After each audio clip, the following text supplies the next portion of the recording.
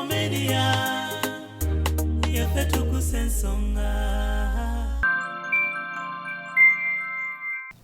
Ye mama nga walaba n'ebizibu munange byensi bwe bityo naye tulina kuguma mu nsi mubeeramu obuserengeto n'obusozi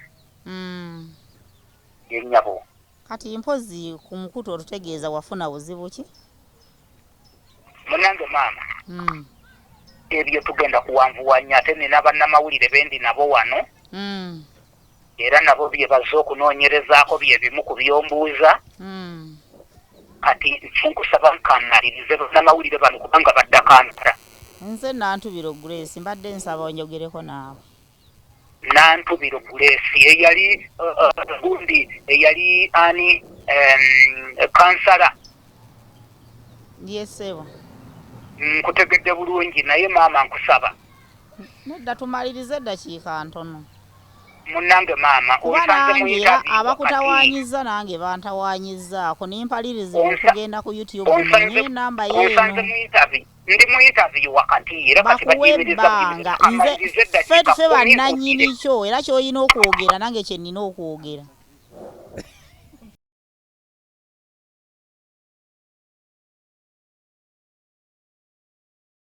The annual Kabaka Run returns on Sunday, 7th April 2024, starting 7 a.m. at Lubidi Mango. Use your Airtel Bona bundles to call anyone on any network to buy kits at 20,000 shillings each from the Airtel shops Benjuanuka, the Body Center and New Taxi Pack, as well as Majestic brand offices at Mulanga Mango. You can also pay using Airtel Money. Dial *185# option 5 and follow the prompts to complete payment. Kits bought using Airtel Money can be picked up daily 9 a.m. to 6 p.m. from Airtel shops Wampel. The Kabaka Run 2024 is brought to you by I&M Bank, Nivana, Uganda AIDS Commission, UNAIDS, Bukit Dol Popular, Daily Monitor, Majestic Brands and Airtel. A reason to imagine. Are you interested in upgrading your sleeping and bathing experience? Then Ziwa and Sons is the right spot for you. We sell blankets, bed sheets, duvet covers, bed covers, mattress protectors, mosquito nets, wardrobe, all closets, towels, bathrobes, pillows, traveling pillows, cushions, shoe rack, dyeing rack, and ironing boards. Buy all your favorite products online with comfort from your office and workplace, home, hostel at a go from our website www.ziwaandsons.com and have it delivered to your doorstep. Call us on 0705 364 749. Ziwa and Sons, where comfort and luxury is a pleasure.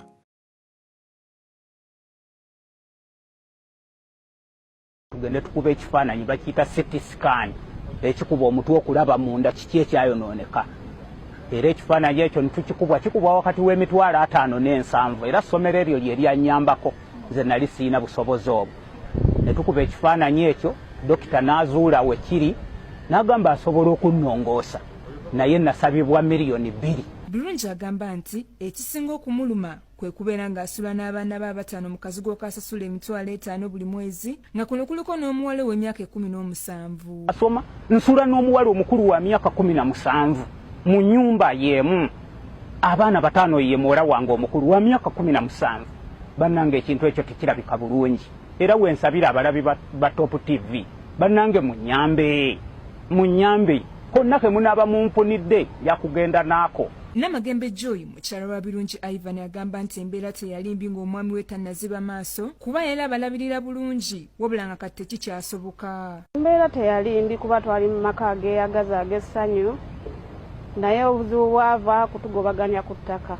Ate twali abantu bangi balamu bange gye tutamanyi gye bava gye babeera kati. Tamanyi na fayiro namba gye tuliko, tamanyi na yali namba mmeka kubanga amannya gonna tuli 28 taliiko ffe twafunako yabonyaabonyezebwa mukomera kutuuka ku ekyo. Ekyokusatu tukyalipootinga mu kooti. Alipootinga budde kimubuuza alipootinga wa mu kooti yawa gy'akyagenda. Kuba ffe tukyalipootinga mu kooti. musango tegunnagwa baatubeiringa bubeirinzi baatuwa akakalutwa yandibanga musanyufu nga ffe obulamu bwaffe bwasibibwa obwereere nga n'obwenkanya tetunnabufuna ate akalembereza ke tulina olaba akalinnyamu kitegeeza omuntu amuli emabega ate mulabe wa fayiro yaffe mulabe wa famire yange mulabe wa bulamu bwange mulabe wa bannamubende kubanga kitegeeza yo mu buzibu olwagwawo n'agamba kati obugagga bukoze ki obugagga bulabise naye bannamawulire nammwe mukigaziyizza nnyo. Ku SB4 Media Tuggussa Enssonga tukyeyongera mu maaso n'okufeffetta wamu n'okubalaga obuyaaye mu bantu abazeeyi betwali kwatibwako ennaku betwali kwatibwako ekisa nosanga muzeeyi ku kkubo n'omusaasira n'akaaba n'omuwa katono koolina oba oliawo ng'olowooza nti munaku kumbe muyaaye mufere mulyake muzeeyi ono birungi Ivan gwe tuliko abasinga obungi yavuddeyo n'asooka atulaalaasa ng'ayagala okututtira erinnya netugamba tujja babalaga omusajja ono omutuufu yaani twazze mubende era ekitundu nga tusoose ne kansala era tukoze okunoonyereza kw'amaanyi nnyo tuli ne kansala omulala mu mboozi muzejja azze ng'atuwa agamba nti baabasiba ne bakansala be yali ayogerako ono gwendi naye bamuyita mukyala Grace Nantubiro gwe yayogerako Mukambye nga bwe nkuga nti kwaliko bakansala bali batukiikirira ku muluka baaliko nga yabakwata nga bakwatibwa babiri so nga mu byonna twali tusobola kuva mu bende eno nga tukulabye ku maama waffe oba oliawo gwogenda okutubuulira muzeeyi ono gye baabasibira gye mwaviirayo bye mwalaba ekisinza ate okutwewuunyisa mu kujja twali tusuubira naffe okusanga kansala naye bamaaso nga gaziba kuba muzeeyi yatugamba nti mu abantu abavaayo abamu bamenyeka amagulu babamenya omugongo balema so tubali tumanyi nti yeggwa omu ku balema era ne tukunoonya paka okutukuzudde tusanyusa okulaba kansala nsanyusa okulaba ssebo kwatireko yesebo obulamu buli butya obulamu bulungiko manya Nantubiro Grace nga ndi kansala akiikirira omuluka gw'ebusaale nze nafuna omukisa bwe twali mukomera abalonzi banondanizirayo okubakiikirira mu Bende Municipal Council. Bakulonda ng'oli mukomera? Ndi mukomera ssebo. Mukomera nga babase bino eby'ettaka ne muzeeyi ffe twayingira ekomera gwali mwezi gwa 10 omwaka gwa 2018 ku fayiro okwo ndiko omukyalo omu era nga nze namba emu kansala munnange ye namba 2 awamu tuli abasibe 28 naye nsooka okwebaza Mukama nti teri yavaayo nga mulema kuba kati gwe tulinanga era yakosebwa recently afunye accident ng'omuntu nga yavaayo dda oyo yetabalamule naye ffenna 28 twavaayo nga tuli balamu era nange amawulire gano nagawulira ne ngamba amanyize njagala nnyo omuntu bw'aba ayina ensonga ajoogere bw'eba nkyamu yeetereze bamazima nsooka okwebaza ekitongole ky'amakomera kyatukuuma twavaayo nga tuli balamu nze gwalaba nakubirako omu munnamawulire ne mugamba naye nga mpuya njagala kuwaabira omusajja oyo kubanga bannannyini bibanja banoonya bwenkanya kulaba nga baliyirirwa ku bibanja byabwe kyokka ate ye n'agufuula omugano ogw'okufuna omusajja oyo mbabuulira amazima tamanyi na fayiro namba gye tuliko tamanyi na yali namba mmeka kubanga amannya gonna tuli 28 taliiko ffe twafunako yabonyaabonyezebwa mukomera kutuuka ku ekyo yatugamba nti bamusibira mu 2016 mwe babasibadde ffe batusiba 2018 omwezi gwali gwa 10 ng'ennaku z'omwezi 23 era ne tubeiringibwa mu biseera bya kalulu nga pulezidenti agenda kulondebwa kubanga pulezidenti yalaga nti yayogezaganya ne DPP ne batuwa bbeiro ne tuvaayo. Yagamba mu bantu be yakwatibwa ekisa wali gwe ne kansala oli bwe tusoose naye era mu mboozi ze zazingatuwa agamba mwali mwenna babakwata mwenna babata mwenna. Nali mutuuze ku ttaka erimu mu Bende eyo ettaka ly'e Kambuye era abangi lye muwulira linnamusa era abangi lye muwulire eryatusibya ne bakansala abafu ab'omuluka ogwo ettaka ly'ekambuye mu disitulikiti y'e Mubende mu ggombola y'Ekiyuuni. Nsaba okutegeeza tubeerenga benkanya bw'aba ayagala kuyambibwa asaba obuyambi babumuwe. Naye okwerimbika mu Nantubiro ayina obulumi bwe nga n'ebintu yasanga byayonooneka. Navaayo ndi mulamu ebintu byayonooneka kuba nti nali siri waka ngera bw'omanya ekkomera era nga kyensuubira nti singa gavumenti eneeba ewuliriza ensonga zaffe ezaatusibisiza obwereere tujja kufuna obwenkanya ne compensation ebeerewo mu budde bwayo obuki obutuufu. Omwami oyo go ng'amazima yeetaga kunoonyerezebwako kubanga ataataganyiza eddembe lyaffe ng'abasibe atufunyemu nnyo ebyobugagga. Ekyokubiri yeefudde kyatali nga ne bw'omubuuza baakusibirawa tamanyiwa gye baamusibira. Ekyokusatu tukyalipootinga mu kooti. Alipootinga budde kimubuuza alipootinga wa mu kooti yawa gy'akyagenda. Kwaffe tukyalipootinga mu kooti. Musango tegunnaggwa baatubeiringa bubeirinzi baatuwa akakalu twafulume bweru tuwoza tuviira bweru. Kati omubuuze oli ku namba mmeka atayinza gikubuulira kooti yawa mugwabya ne Nantubiro mutuufu abeerippeko kubanga g'amazima tubeerawo ku lw'abantu. Ate singa yatutuukirira bulungi nti bannange ndi muntu aliko obulemu nsaba buyambi ninaateeteeka mu nsonga eno ya ttaka kuba yina ebizibu byayo byatakola ki byatasobola. Kati banga mutunoonyeza tusaba bwabanga security yo mativu ku byajoogerako basirike naye ffe kati ninyo tusaba ekitongole ekyala amakomera mu nsonga eno muveeyo ffe muzeeyi enamba zizeberako ku screen muntu tuukira tujja batusa muzeeyi no waali ali mu kwonoona nkiddamu ali mu kwonoona linnya ly'amakomera. Tukoze okunoonyereza nga batugamba nti mu prison tebatulugunyizaayo muntu yenna. Andi twali tukiwidde kuti mu prison tebalina ku batulugunya ng'ali mu prison. So ali mu kwonoona linnya lyammwe agamba nti mwamukuba ebiso ne mumutta amaaso mwamunenyesa mu bicupa bingi mbu mwamutokyalinga nnyo ng'ali mu prison y'ekitalya. So tujja funa olukusa tunoonyeeko ko ekitalya lwakuba kati era kati ze Nantubiro gwayogerako Nantubiro nasibirwako Kaweri prison nensubirwa ne Katojo female prison eri Fort Portal Katojo. Kati mugwabya yagenda ekitalya era banne be yavaayo nabo ng'abamanyi n'asibwako ne muyinaayina.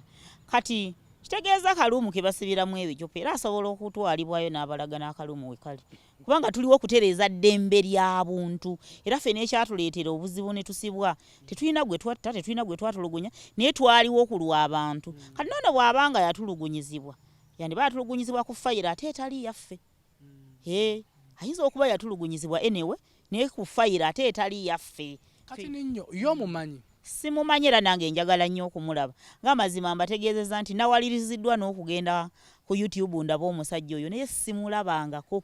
Katukanonga nti wafunye n'essimu kula musajja simu lwa musajja oyo kubanga agamba yatusibwa ne Nantubiro ne mugwabya. Ng'amazima ffe twebaza gavumenti naye wabanga waliwo agyonoona ate ne basirika kitegeeza babaamu obunafu. Kati ninyo Madam Grace oba otya oba omutidde nga liwo ekikusike kyemutayagala kutubuulira nga mwemanyi ng'omusajja omumanyi. Nze Nantubiro embwa nsigala njogera nti embwa bw'osirika ofa ne bw'oyogera ofa. Kakati tusobola omukulako ku ssimu n'omukulako ku ssimu bwebange namba yesigirina ni bw'oba ogirina nange neetaaga nnyo mpulire mpeeyo MTN akasimu kange kano akalayisi kajja sobola okumukuba. Oyo nno mukwano gwa Umaru oyo bamuyita Umaru taata Gabi. MTN yiyo sijagisoma ku mpewo giwandiika twasosa ne tugikubako okukonegana okuyitamu katusobe nti enaddamu okuyitamu bwe omukubira mubuuzeeko mugabe nga walaba n'ebizibu munyumyemu omala omweyanjulire tulabe kikyagenda okutugamba. Kwerita ku maludo speaker nga teriitamu. Anyway, SB4 mukubire kokko teka ku maludo speaker teriitamu.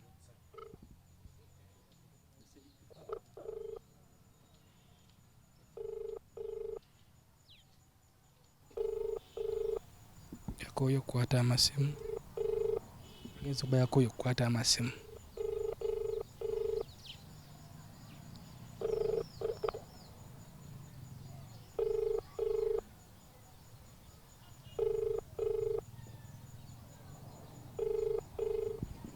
ndowooza essimu zimukubiddwa nnyo n'azikoowa naye asaaga tujja mmulemerako.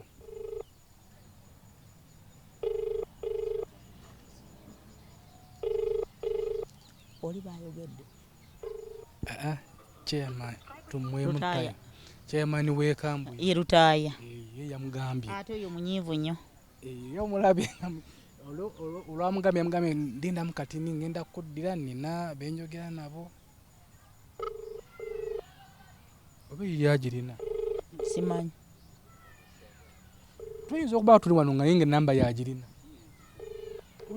olaba abadde amanyi chairman Lutaaya n'amannya ge gonna wanje enamba yange alabika agirina ate ne layini nkadde 0702 308 ayina essimu eza ayina layini tuddeyo ku MTN ndamwageza ku MTN asaaga kansala oteekwa okwogerako ko naye nabata nakwekalizaamu nanga baba basiba naye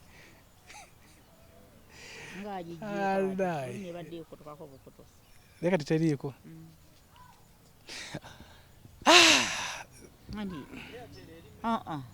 ffe tulina fayiro namba amannya gonna tusobola okugakuwa ffe nga ffe ekituufu tukimanyi naye twagala kwanika muzeeyo nensi emutegeere si buli akaaba nti akaaba ekyo bannayuganda kye balina okusooka okumanya kanzireeku Airtel tugende tukuba ekifaananyi bakiyita CT scan ekikuba omutwe okulaba munda kiki ekyayonooneka era ekifaananyi ekyo kikubwa wakati w'emitwalo 5 n'ensanvu era ssomero eryo lye lyanyambako nze nali siina busobozi obwo ne tukuba ekifaananyi ekyo dokita n'azuula we kiri n'agamba asobola okunnongoosa naye nasabibwa miliyoni 2. Bulungi agamba nti ekisinga okumuluma kwe kubeera ng'asula n'abaana be 5 mu kazigo kasasula emitwalo 5 buli mwezi nga kuno kuliko n'omuwala w'emyaka 17. asoma nsula n'omuwala omukulu wa myaka 17 mu nnyumba y'emu abaana 5 ye muwala wange omukulu wa myaka 17. bannange ekintu ekyo tekirabika bulungi era wensabira abalabi ba Top TV bannange munyambe konna ke munaaba mumpunidde yakugenda naako. Namagembe Joy mukyala wa Birungi Ivan agamba nti embeera teyalimbi ng'omwami we tannaziba maaso kuba era abalabirira bulungi wabula nga kati tekikyasoboka. Embeera teyalimbi kuba twali mu maka ageeyagaza ag'essanyu naye obuzibu bwava kutugobaganya ku ttaka ate twali abantu bangi balamu bange gye tutamanyi gye bava gye babeera kati obuzibu ne butandikira awo omwami wange n'ayiya ng'omusajja nga tannaziba maaso n'agenda ku ssomero n'asaba gye twali twadde abaana dayirekita n'amuwa omulimu gw'okuuma ku. Hallo ssebo. Wangi maama. Wasiibye otya nno ssebo? Mune nsiibye bulungi maama. Ye mukama wange. Osiibye otya nnyabo? Ndi bulungi ssebo gw'oliyo otya? Munnange mwendi. Kati oli kitundu ky'essaawa ze? Ndiyange ndi eno bayitayo nabingoola ng'oyisizze mu bende ng'ogenda 40. Ye maama. Nga walaba n'ebizibu. Munnange ebyensi bwe bityo naye tulina kuguma mu nsi mubeeramu obuserengeto n'obusozi. Ye nnyabo. Kati mpozi ku mukutu otutegeeza wafuna buzibu ki? Munnange maama. Ebyo tugenda kuwanvuwanya ate nina bannamawulire bendi nabo wano. Era nabo bye bazze okunoonyerezaako bye bimu ku byombuuza. Kati nkusaba nkanalirize bannamawulire bano kubanga badda kampala. Nze Nantubiro Grace mbadde nsaba onjogereko naawe. Nantubiro Grace eyali gundi eyali ani kansala. Yesebo. Nkutegedde bulungi naye maama nkusaba. Nedda tumalirize eddakiika ntono. Munnange maama osanze mu interview abakutawanyiza nange bantawanyizzaako nimpalirize okugenda ku YouTube nanye namba yeeno. Osanze mu interview ndi mu interview wakati era kati bakuyimiriza nze ffe bannannyini kyo era ky'olina okwogera nange kye nnina okwogera.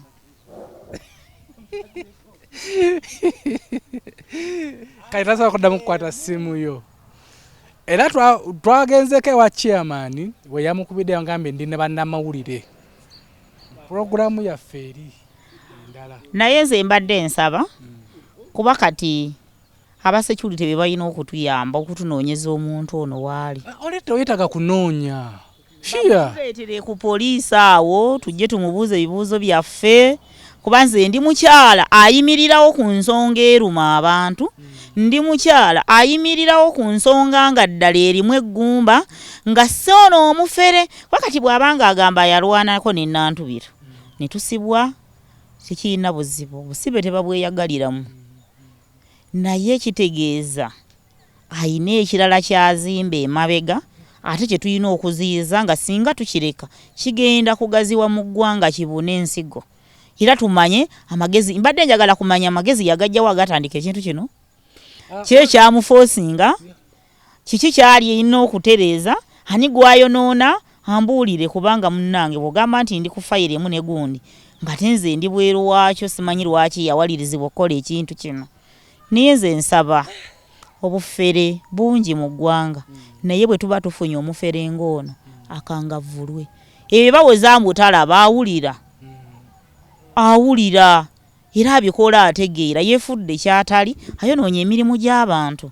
siganya abantu bangi batulugunyizibwa naye nga fayiro yaffe eyeekambuye gonga amazima tetwatulugunyizibwa twavaayo tuli balamu era tukola emirimu gyaffe era ffe twebaza abaatuyambako okubeera ebweru kwatusobodde okubaako bye tuzzaawo ebyayonooneka naye kati ono kubanga ayonoona kubanga okugamba nti ow'amakomera yankuba empiso y'obutwa twalwala twajjanjabibwa mu makomera era twavaayo tuli balamu nange njagala okumulaba physically nga si byamasimu. Olowooza